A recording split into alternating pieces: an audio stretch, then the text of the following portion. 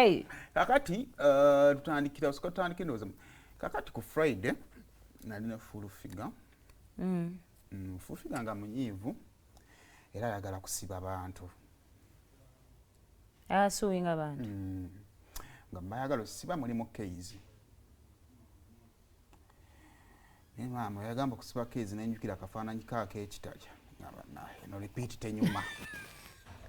Some things repeat is as it is winyuma. Era ne ngamba mu mutima full figure tukikola. Ntekikola.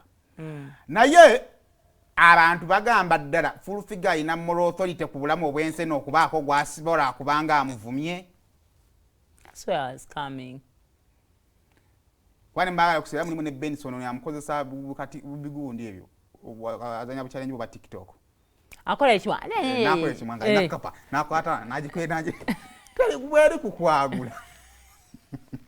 Actually ze no binyumira munange. Waki bikunyumira?